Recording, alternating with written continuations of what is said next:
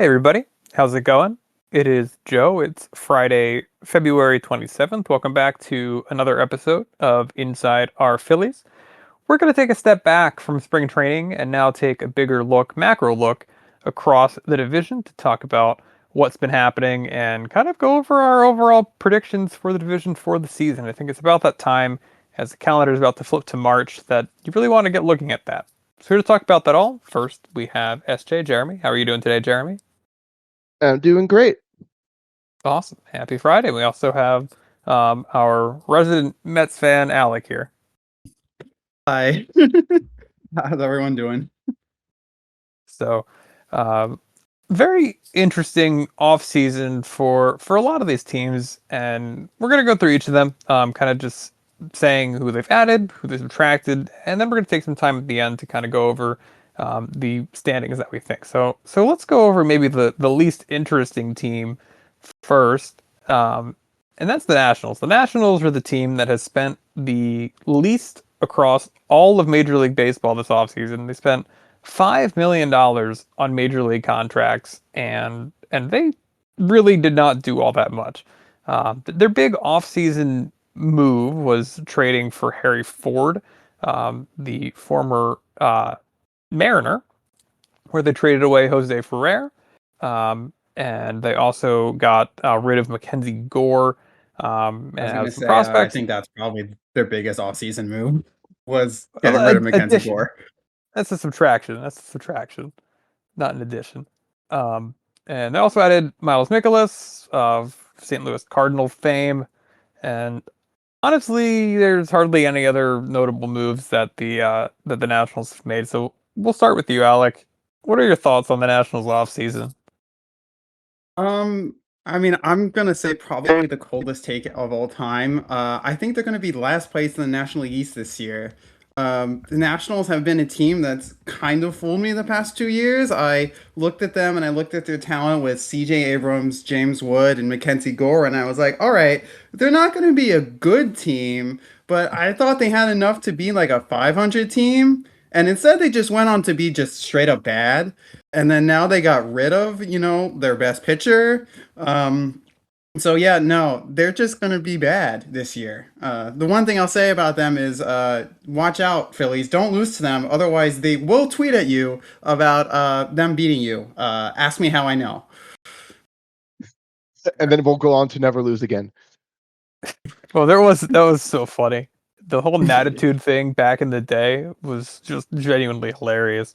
But yeah, Jeremy, what did you think? Yeah, they definitely did not perform like you would expect. I mean, Nathaniel Lowe was terrible from first base, and everyone thought like he would like be decent. Just by far, or like he got released, and he like in middle of the year. Yeah, so that was a bust for them. Luis Garcia Jr. Like not really didn't really hit much. Like power wise was fine, but overall batting wasn't. CJ Abrams kind of has, I feel, but he's only 24, which is just crazy. But he's been consistently the same player, so he could still blossom and break out. But he's also kind of a head case, so you don't know about that. But then the big thing is Dylan Cruz looks like a bust so far. I mean, he's only 23. And then James Wood fell off a cliff in the second half, which I think he's going to be still really good, but he fell. And then, of course, Kibert Ruiz has basically been a bust for them, which is why they traded for Ford. Well, and he's an injury hell of Ruiz as well. I mean, you look back at that trade, the Juan Soto trade with the Padres, and it doesn't feel like it was all that long ago. And at the time, people had such like a rosy sense of optimism for the future of the Nationals, and they did get some good players back in return. Um, but I think what we're seeing now is just really a team that is not all that interested in competing. And again, we'll save like the standing predictions for later on. But it's very unlikely that they're going to be competitive in the division, right, Jeremy? Oh yeah, I mean, Yeah. No, like two of no, you those. can go. I mean, Mackenzie Gore is traded from the Soto trade, so that trade tree is now larger, and let's see if they can help do that. That's gonna be But fascinating to Mackenzie look at Gore in like always, 3 years. The Soto trade tree. yeah, That's gonna be yeah, amazing and to like, look at. yeah, and I don't know, he kind of reminds me of like a Nick Pivetta type of player, Gore as of now, like you're like, oh wow, look at this great stuff, and then does middling numbers by the end of the year. But then like Robert Hassel III was another big piece of that trade, and he's just last year was not good.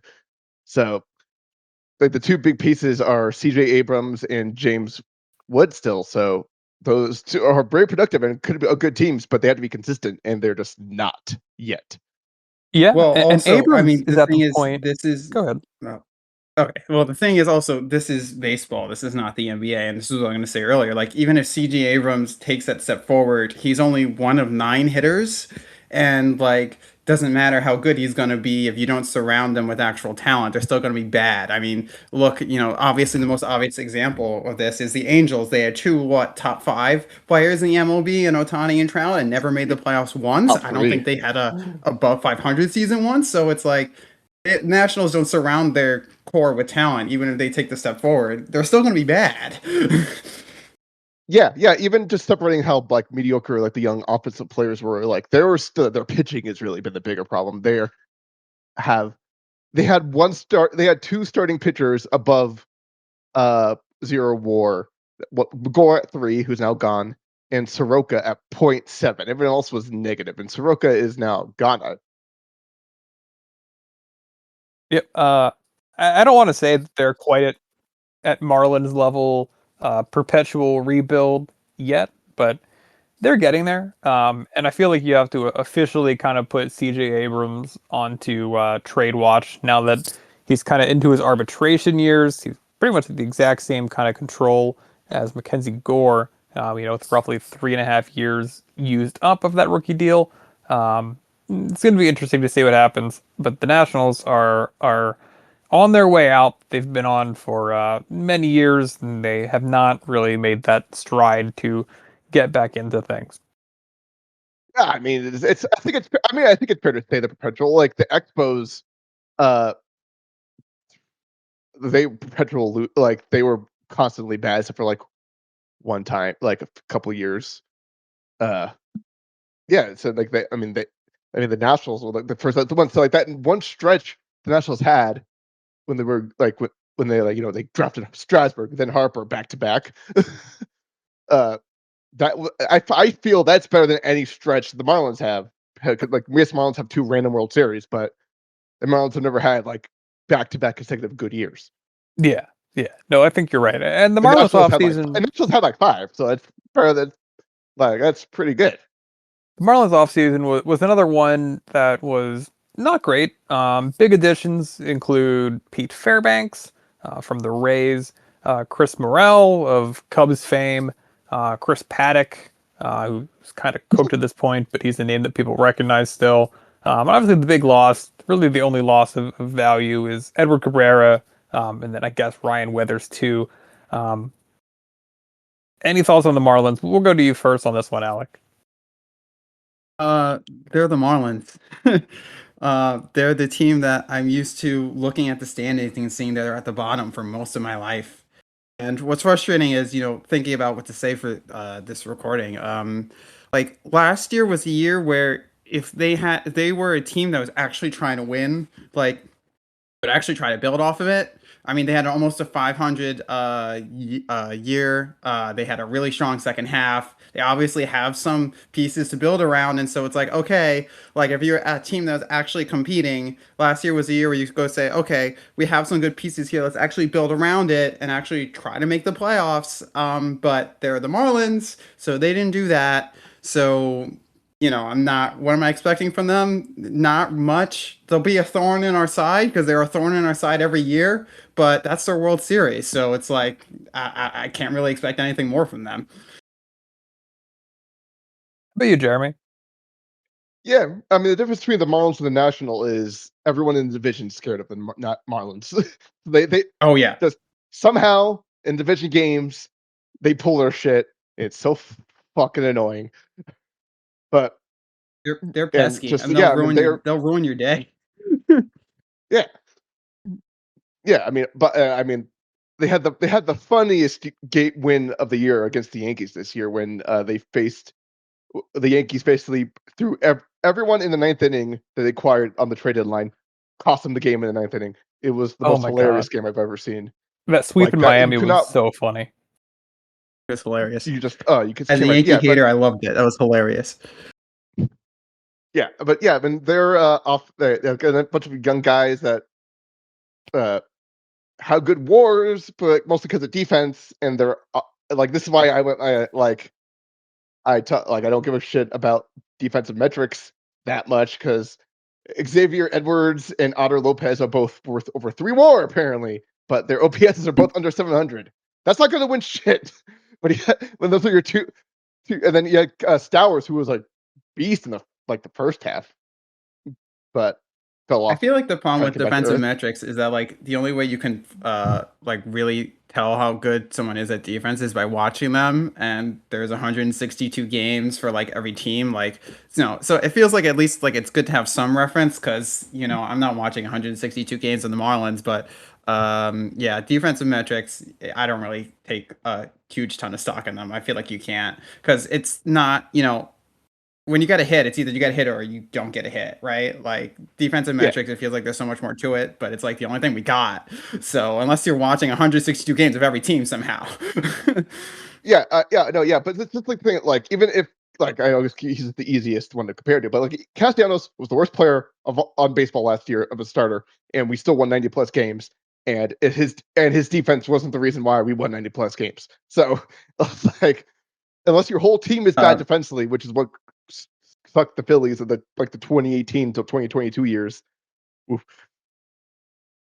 Never Yeah, forget that one Mets Phillies games in June where Castellanos overran the ball like into foul yeah, territory, and I thought the ball was going foul because I was just watching him, and then the ball bounced like right off the foul pole, and I was like, "What the heck is he doing?" It was so funny.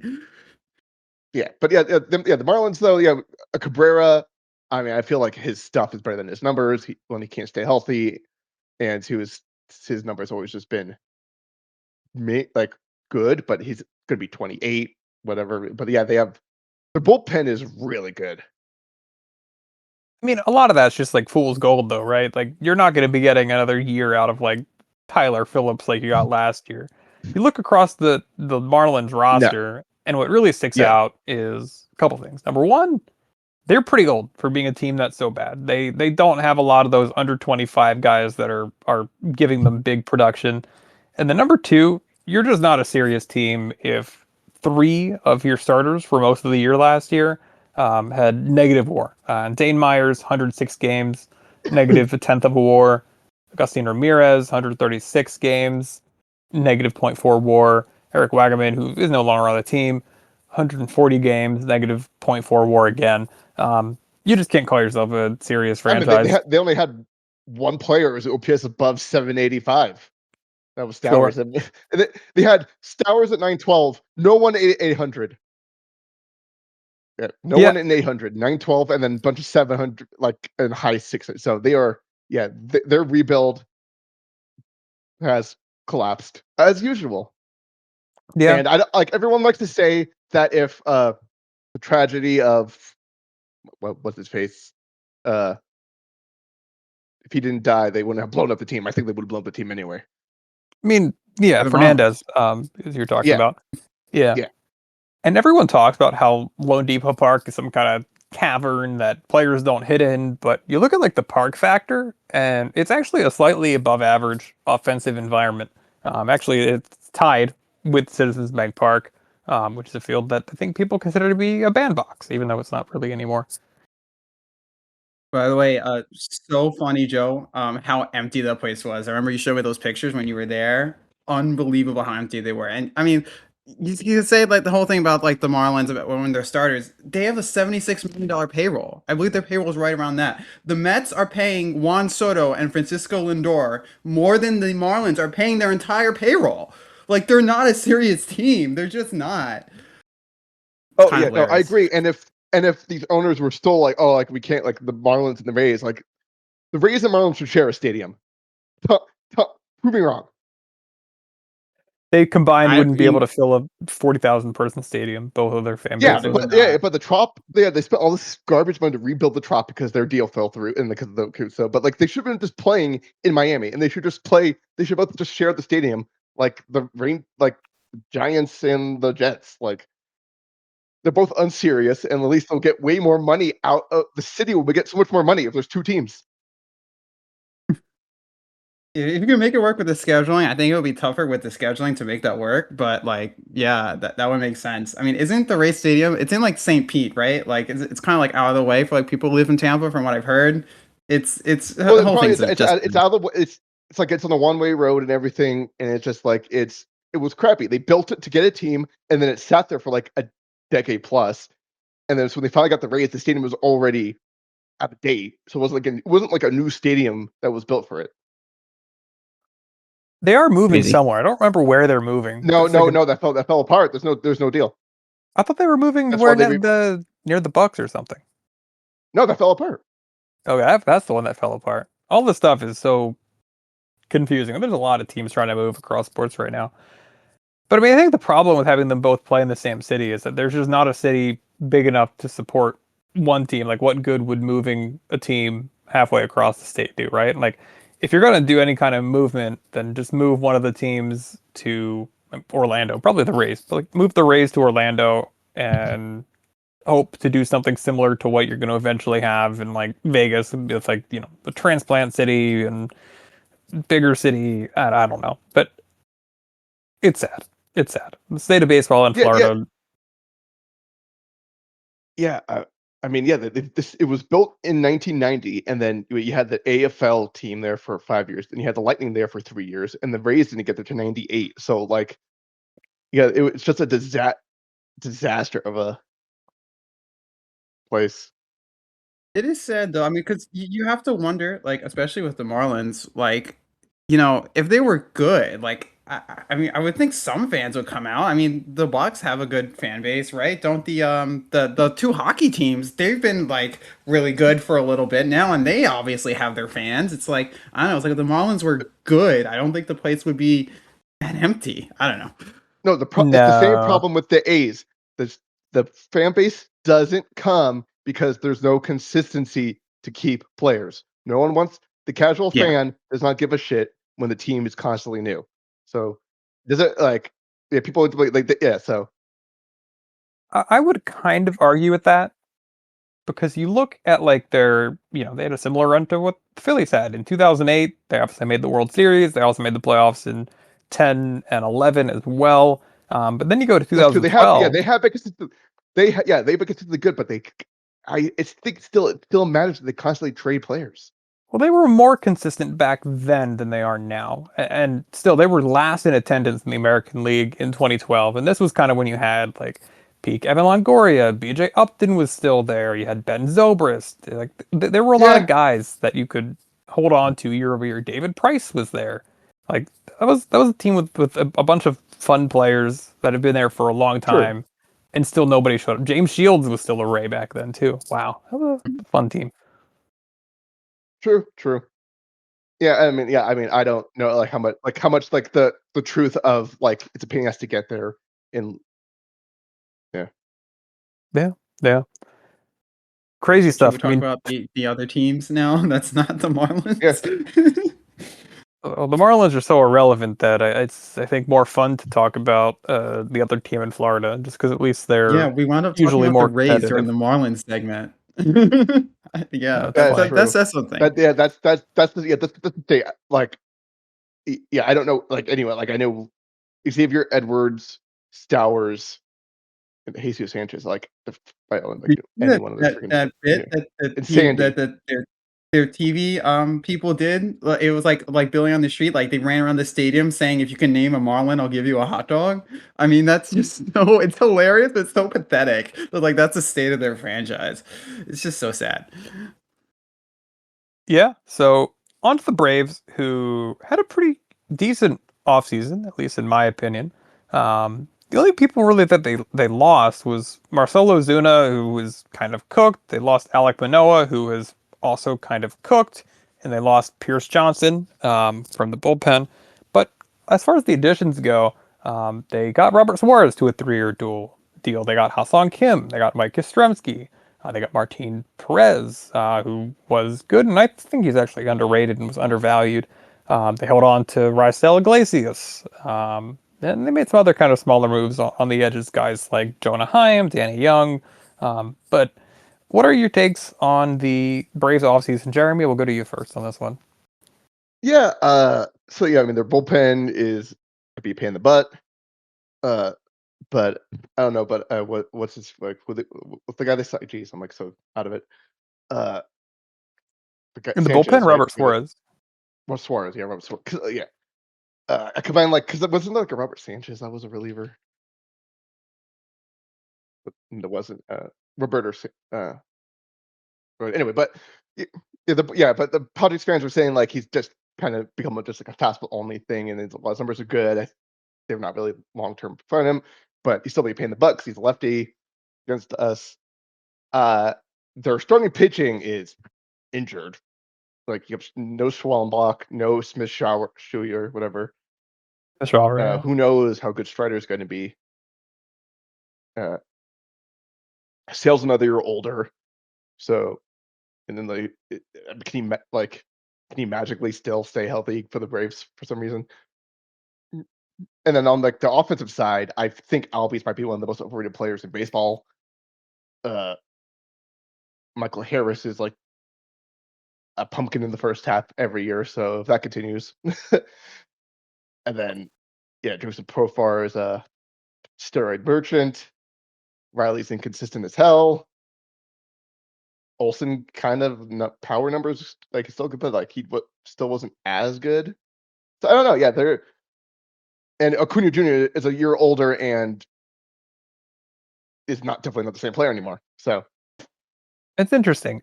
I look at the Braves and I think they had like an absolute season from hell last year. I'm much more positive on them than you are. Look at their catchers. They have two catchers that are probably the best two catchers in the division. Drake Baldwin, who over 124 games racked up more than 3 WAR. Sean Murphy, almost 2.5 WAR in just 94 games last year. Matt Olson's year last year would have been Bryce Harper's second best year of his career if you go by Baseball Reference WAR. Albies was he overrated at a point? Maybe. But you still look at his last year, and he got more than 2 WAR. His career average is a little under 4 WAR per season. That's a pretty productive player. Austin Riley had a season from hell. Acuna only played 95 games, but still accrued 3 WAR. Michael Harris, yeah, he doesn't do a ton for you offensively, even though he still has a career OPS plus above 100. But he plays a good defensive center field, and that means that over his last 2 years, he's still averaging 2.7 WAR a player, and he's only 25 going into the season. So I think there's a lot of room there. But the pitching, I think, is kind of where you're spot on because the Schwellenbach and Smith Shawver injuries are going to hurt them quite a bit. Now, I know both of them. I think we're trying to rehab non-surgically, so it's not super clear how long they might be out for. And they could still make an addition, right? Like it wouldn't surprise me at all if they found some way to either trade for or sign for somebody else in their rotation. But I would expect Strider to be better. Chris Sale, I don't know. And there are other interesting guys. Waldrop seems like he's genuinely pretty good. But yeah, I mean, if you have Dylan Dodd and you're giving him a ton of starts and Elder a ton of starts, it's not exactly where you want to be in the Yeah. rotation. How about you, Alec? Uh, I think the Braves are probably the toughest team to figure out how they're going to do in the National League. Um, it feels like they have such swing possibilities, right? Like we know how good some of their talent is, especially because it haunts my dreams. Acuna, Olson, God, what's the Austin Riley? I don't know why I think I get confused with like Arcia in my head, but like we know they have some of the top end talent in the lineup, and we know how good Sale, Strellenbach, and Strider can be, but it's like okay, what happens if they get hurt? I mean, pitchers in 2026, they get hurt all the damn time. We know this. Strellenbach's missing significant time. What about Strider and Sale? We don't know. Like that's the thing with them. It feels like they really have depth issues. If Acuna gets hurt again, which he's always hurt, like who's playing right field for them? So it's like while we know that they have the upside, it just really feels like I would not be surprised if they went back to like their 2023, maybe not that level of dominance, but like the level of being like really good and like being in the hunt for the division again. Like I would not be surprised to get back to that level. I would also not be surprised if they repeated a similar year of last year, just because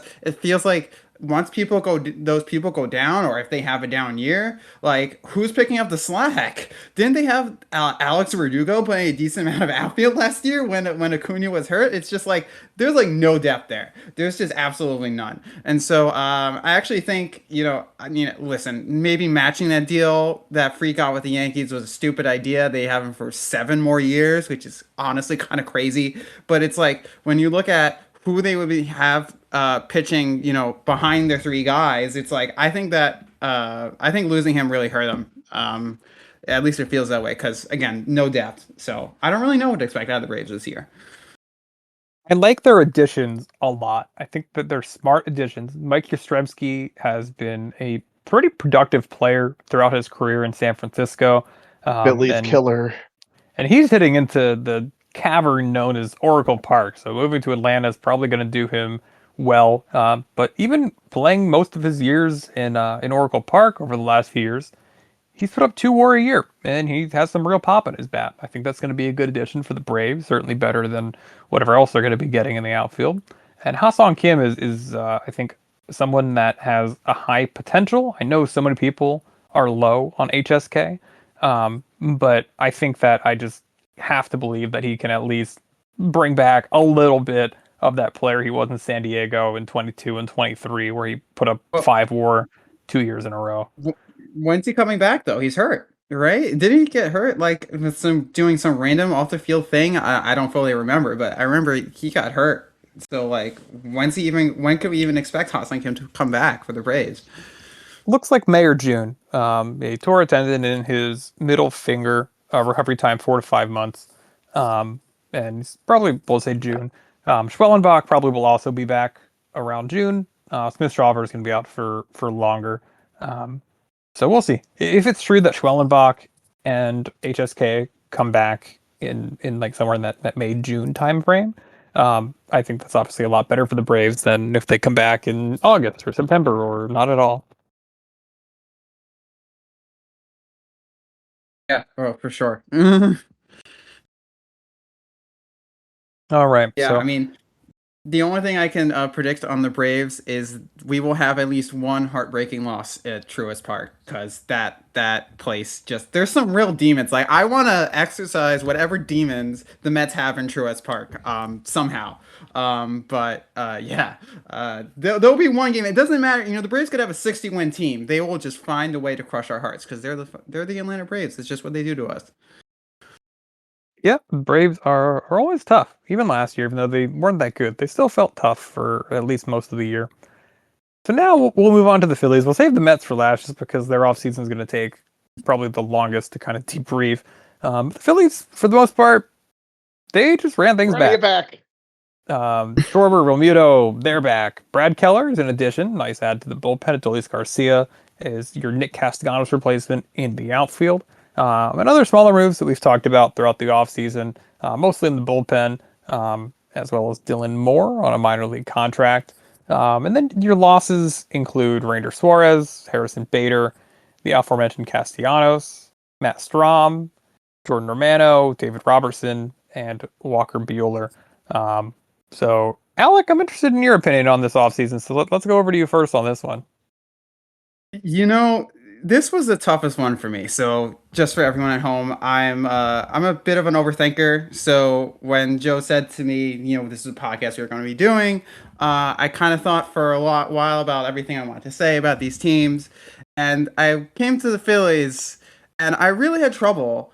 So, I try to think about would I be if I was a Phillies fan? How would I think? And actually, I think it's kind of similar to, bear with me here, how I feel about the New York Knicks this year. Now, I'm a very casual basketball fan, but the Knicks have been, they were bad for a while, and then all of a sudden they were really good. And then they had this, shine of, oh, great basketball is back in New York, and then they made the playoffs, and then, but they haven't really been able to go on a run. Closest they've come last year was the Eastern Conference Finals.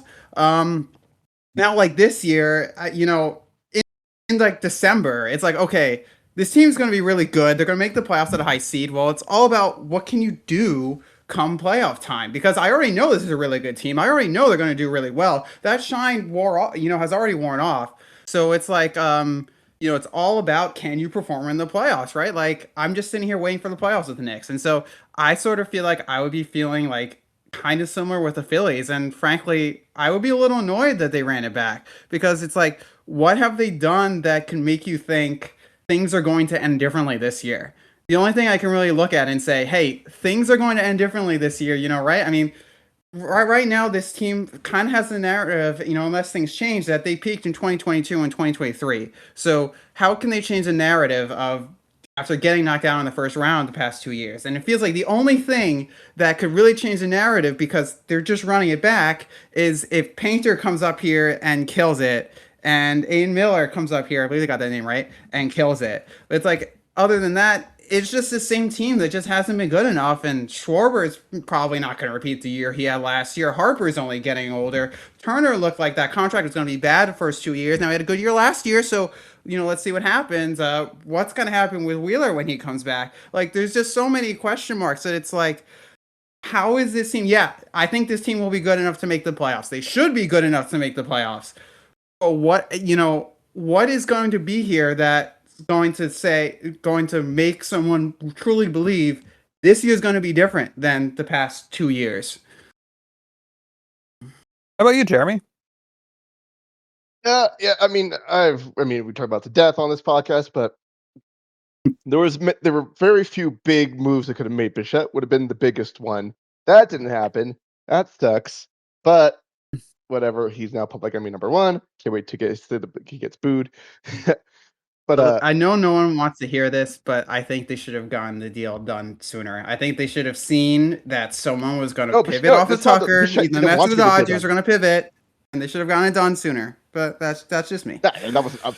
That wasn't up to the no. Bichette played the market, and then was waiting for Tucker to sign for that reason. There were reports that he was waiting. I mean, ideally, I would have wanted the Phillies to jump on that before Schwarber. We talked about this to death. The Phillies' problem was they played along with it. They needed to not be as public with it, and they needed to just play more like, this is the offer, take it, leave it. Yep.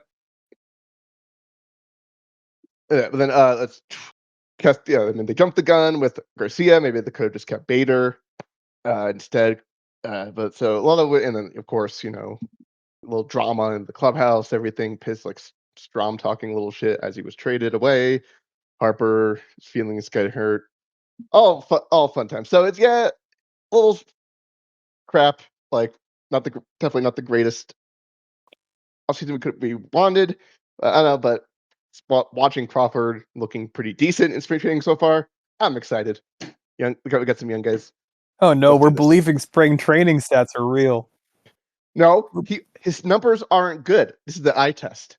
Oh man, spring training. I don't put any weight on it at all, ever. His approach.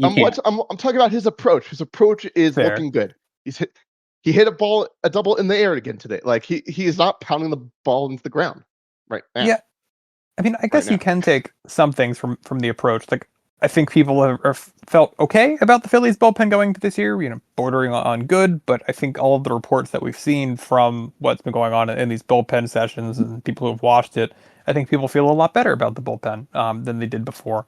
But where I'm at on the Phillies is like age is just kind of at the point where it's going to become a serious problem. I think a lot of people view age and they say that, hey, somebody is going to their age 33 season, maybe there's a 15% chance that they have some kind of serious decline that makes them not nearly as productive as they have been to this point in their career. And look at that, and they think that all of these players declining is dependent on each other, and that there's only a 15% chance that anybody declines because there's a 15% chance that one person declines. But that's just not it, right? Like, these are all independent events. So I think you look at Wheeler, you look at Harper, you look at Turner, you look at Real Muto, and you look at Schwarber. You look at those 5 guys. Those are all guys that are heading into at least their age 33 season. A couple of them are heading into years older than that. If you assume a 15% chance of any of them dropping off, to a severe degree, then odds are somebody is. There's about a 56% chance that somebody's going to have some kind of serious drop off if you assume each of them have a 15% chance. So if the odds are that one of those guys are going to decline in a severe way, and we can make reasons as to why they might. Obviously Harper has had nagging injuries for a long time. Turner, if he loses his mobility, which probably isn't going to be happening this year, all of a sudden he doesn't have the range at shortstop that really allowed him to pump that WAR up last year. Maybe Zach Wheeler doesn't come back from TOS like we're all hoping he does. Maybe Schwarber loses a little bit of the bat speed and the power isn't there, and the home runs turn to long fly balls, and he's worthless as a player. All of those things are not likely to happen, but if one of those things happens, Phillies are fucked. And for that reason, I just can't get on board with running it back because you're amplifying the risk so much by having Schwarber and Romuto back. And instead of having really three guys you have to worry about a lot, maybe four if you want to count Nola, but he's what he is at this point. Now you have five, and you're just really turning the odds against you. Well, what is Nola? Actually, I feel like it would change their season a lot if he actually has like a rebound year from whatever last year was. I mean, I remember you telling me in past years that like Nola wasn't the greatest pitcher, but you kind of someone who took the ball like every 5 days and kind of had quality starts and kept you in games. And last year he had trouble doing both those things. I mean, so I don't know. I don't know. I mean, injuries I don't really take anything from. He's been so healthy his entire career. And it was so fluky. It was like one thing after another. It was like his foot, and then he sneezed too hard and like broke a rib. It was just like so fluky, the injury situation. Um, but you look at who he was in 23, he had an ERA just under 4.5 across about 200 innings. You look at who he was in 24, an ERA just under 3.6 in 200 innings. Like maybe average that together and give us 200 innings of like a 4 ERA. That's probably about what I expect out of Nola, and that's fine for the middle of your rotation. I am probably more positive on Nola than the average Phillies fan. What about you, Jeremy? Yeah, he's definitely, but like Nola basically had a rest year, so he's going to come back strong and got that even year magic. One thing I thought was interesting was his velocity today in spring training. Again, I just said that spring training doesn't matter, but Nola touched 92.9 in the first inning. Crazy. Warm Like weather, Nola warm weather. in like yeah, it's a real thing with him it seems because like in like April and May of like these seasons recently, he's been struggling to hit 90. So to have him get to basically 93 in spring training, his first start, first inning, I mean, that to me only makes me more encouraged about Nola.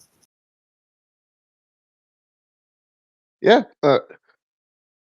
yeah. Just can he not hang a curveball when it's 0-2? Probably not. That's probably going to just continue to happen for eternity. It's just the funniest thing. Fourth inning, 2 out, 0-2, home run. I'll put it this way. I think when we look back at the end of the year, we look at Baseball Reference and we look at how all the Phillies did.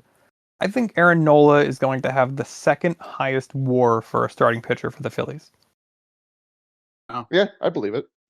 You think I mean, because Wheeler's Wheeler's going going to to be miss half the out. season? Wheeler's not going to miss half the season, but I think he's going to miss enough, and I don't think the gap between him and Nola is going to be big enough that Wheeler's going to end up having more WAR. It's going to be close, though. I think you're going to look at Sanchez. When your competition is for Walker, and then a rookie Painter. So Yeah, that's not really a hot take. yeah. Is Painter probably on true. the opening day rotation? I mean, is he going to be on? Is he going to be get?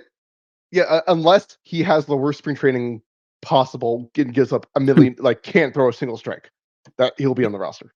He has to be. The rotation to start is going to be Sanchez. It's going to be Nola, Luzardo. It's going to be Walker. It's going to be Painter. Those are Yeah, kind of the five guys that are forced into starting. like yeah, unless Painter absolutely sucks beyond belief, and they have a guy who's looks decent enough, Painter's going to be the fifth starter. They're putting so much pressure on these young guys though, because kind of to your point, Alec, like they have to change the message and they have to change the vibes in some way. And the only way that's happening is the young guys. Painter, Miller, if and when he gets up, Crawford. there is so much pressure on these guys, and I don't envy them for it. But now we'll go to the Mets. Mets did a lot. Uh, They did a lot this offseason. They Yeah, they signed did. Bo Bichette. They traded for Marcus Simeon. They signed Devin Williams. They traded for Luis Robert. They traded for Freddie Peralta. They traded yeah, they for signed the Jorge. Yankees bullpen. We get it. They got Jorge Polanco, They did do Luke that. Weaver, like you said, adding to it. They added Phillies legend Craig Kimbrell on a minor league deal. But they also lost a I lot still at the wonder if same he's going to time. pitch in the major leagues for us, but we'll see. Yeah, I probably not, in my opinion. But they also lost a lot. They lost Pete Alonso. They lost Edwin Diaz. They lost Jeff McNeil. They lost Brandon Nimmo. They lost Tyler Rogers. They lost some bigger prospects in Jet Williams and Brandon Sproat. They lost Luis Angel Acuna, and then a bunch of like less relevant guys in the bullpen, and Griffin Canning, who was hurt for most of the year last year. Um, what we did for this one, it's going to be interesting. But Jeremy, what is your opinion of whatever the Mets offseason was? Yeah, I mean, they're the Cohen's the new Steinbrenner. This is exactly what the Yankees would have done. So, yeah, I mean, yeah, I didn't. What's his face? Simeon. Who knows if he's going to be able to really bounce back? Uh, how old is he now? 35. Yeah, 35, I think. he's Yeah. going to be 36 in September. So like, yeah, he really just he broke out when he left. Truly, when he left the A's. So he Yep. was free for 30 years old. So yeah, OPS 2 years under 700. Like what likelihood is gonna change at this rate? The defense in the middle infield gives him a decent floor. But Yeah, again, he's at yeah. that point where it could drop off in a massive way at any point. So Unless he gets ringworm, sure. What about you, Alec? Your team, hometown team. What's your take on this offseason? What's my take? Yeah, so it's interesting. So just for I guess everyone at home, I pitched in doing a off-season podcast to Joe doing something similar like this, comparing the Mets and the Phillies off seasons because they did the exact opposite thing, and I just thought it was an interesting discussion. David Stearns has talked a lot about this all season, really since the Nimmo trade, basically saying the team has not been good enough. Last year was unacceptable. We are not going to run it back. Running it back would be a mistake. And I mean, that's exactly what they did. They traded or let go, in Pete's case, three of the biggest stars of the Mets in the past couple years. And yeah, the more I think about it, you could equate this to me just being trying to be an optimist and trying to look forward to the season. I don't hate it. It's sad on an emotional level. Like think about it this way, Phillies fans, for your perspective. Imagine if Kyle Schwarber went somewhere else to a team you don't care about. But well, The it's not Reds. quite the same. Like let's say he went with the Mariners, right? Like something like that. Like where yeah, it's sad, seeing Pete Alonso hit a spring training home run. And it was a little sad. It was a little weird, but at the end of the day, what Stearns has been saying, it's not wrong. The team has not been good enough. And Nimmo, he's signed for 5 more years. 5 more years, and he's not he's not going to be able to play the field reliably for that much. Who knows how much longer between the plantar fasciitis. He's had neck problems. Like his body's just going to prevent him from playing the outfield. So he's going to be a pseudo DH, and when his bat declines, he's not going to be that great then either. Jeff McNeil. What can I say more about Jeff McNeil that hasn't already been said? Potential attitude problems, whatever. Apparently not, he did not get along with Lindor that well. And well, listen, Jeff, Lindor is going to be a Hall of Famer, so sorry. And I mean, I expect Marcus Simeon to at least replace his defense at second base. And then, yeah, Pete's sad to go, but signing 5 years for an aging power hitter, over 30. I mean, the Orioles are paying for him to decline. I'm not mad that they didn't match that contract as much as some Mets fans hate it. So yeah, it's gonna be weird. It's gonna be a weird season without those people, but I think in the end, the Mets did what was best for their long-term future, and I think they replaced them with enough pieces that, like, I wouldn't expect them to win the division. I think a lot has to go right for them to win the division, but like, I don't think it's a horrible. I mean, I don't think it's a reach of an expectation to think like mid to high 80s team that makes a wild card. I think that's a totally reasonable expectation for them. Yeah, I mean, looking at everything in front of me, I think the Mets got better, but I think some people are maybe overstating how much better they got. They're going to be relying on a couple things here, right? Like number one, Freddie Peralta had a great year last year, and Jeremy, we talked about this at the time when the trade was made. But he's a guy that overperformed his FIP by about an entire run last year. So if he goes back to kind of being what his FIP would suggest, being a guy with an ERA in the mid to high fours, like they probably overpaid for Freddie Peralta. Now they needed starting pitching, so it's probably okay. They have a decent farm system, so it's fine. But I wouldn't expect 2025 Freddie Peralta in 2026. It just seems like a pretty prime regression candidate.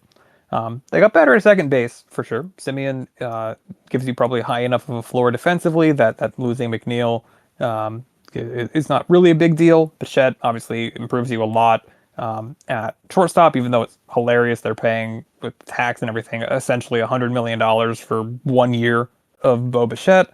But good for Bo They Bichette. He don't makes care them a though. lot better. Steve doesn't care though. Um, That's the thing, and that's kind of why baseball's kind of broken. And that's why something needs to change because Steve he just doesn't care. So, Dev, Devin Williams is kind of like the opposite of Peralta in that he had a bad year, but the FIP would say that he was still pretty much Devin Williams. Is he better than Edwin Diaz? I don't know. I don't really think so, but like maybe. And then Jorge Polanco, well, again, a lot of people made fun of the deal, but I think Jorge Polanco is a perfectly fine, average-ish starter in the infield. Um, So, yes, there was a lot of change in the Mets, but I don't think they got that much better. They got a little bit better. And I'd be concerned about their bullpen still, even with like the additions to Williams and Weaver. People haven't been talking that the Yankees had a great bullpen the last couple of years, and I don't think the Mets are going to have a great bullpen this year. And they gave up a lot of prospect capital. Williams broke. I don't know. It's a fine offseason. I would have rather the Phillies take the Mets approach of kind of just resetting things a little bit. Maybe not necessarily taking a step back, but resetting. But I don't know if they got as much value as they gave up. It's probably pretty close to a wash. Oh yeah, yeah. So Joe, I have a hard out at 30 also now. FYI. Okay. Well, good. We're just about to wrap things up here. So I think that's good. So let's kind of go over here of what we think our predicted standings are going to be. Um, Alec, let's go to you first. What's your like standing prediction for the NL East, and how many wins do you think each of these teams are going to get? oh boy, I didn't know we were going to do a full standings prediction. I was just going to pick the winner. um, I think the I can go Phillies are first going if to you win need the the time. division. Oh, okay, okay. No, I'll just do it right now. It's fine. I think I'm going to ignore the wins part. Sorry, Joe. I think the Phillies are going to win the division. I think the Mets, it's interesting because I think the teams have the chance to really have opposite trajectories. I swear I'm not trying to troll. I'm just trying to give my honest baseball opinion. Kind of everything you said about the Phillies, Joe, on their age and everything like that. And the Mets, obviously, they got younger. They got rid of, I just talked about how, they got rid of Nimmo's bad deal. They didn't sign Pete to that bad deal. And if some of their young talent hits, listen, Carson Bench is going to get a real run in right field this year. And, some of their pitchers are going to get some time in the rotation too. Let's see if Nolan McClain can prove himself from last year. I think we could see the team sort of crisscrossing and going up and down, but I don't think that's going to be this year. So I do have the Phillies winning the division, and just because the Braves are so inconsistent, like I talked about, I don't really know what to expect out of them. So I think the Phillies are the safest bet to win the division. The Nationals, I said, is the worst. The Marlins are going to be the fourth worst, and then here comes the trickiest part for me. fuck it. I'll be an optimist. Mets second in the division, Braves third in the division. There you go. Mets make the wild card. Phillies win the division, and yeah, I guess those are the two teams who make it from the National League East. Sure. How about you, Jeremy? Uh, yeah, I don't know. I think the Mets win the division, and Phillies and Braves both make the wild card. Yeah, honestly, but it could be any three combination. Honestly, I am not strong about any of these teams winning the division. I'm pretty much at the same place as you. I think if you asked me before all of the injury news for the Braves, I would have solidly had them in first place for the division. Yeah, And I still do. I still do have the Braves at first place in the division. I have the Braves at 87 wins, which I think is going to be enough to win a not great NL East. Um, I think the Marlins are going to That'd come be in pretty last pathetic if place. that wins it. I think it's going to do. I think the NL East is not great. I don't think it's a great Oh division no, this year. it's It wasn't not. a great division last year, and I don't think it got a ton better in the offseason. Marlins, last place, 55 wins. Nationals, fourth place, That's 58 crazy. wins. And I think this is going to be just like a painful, painful division race.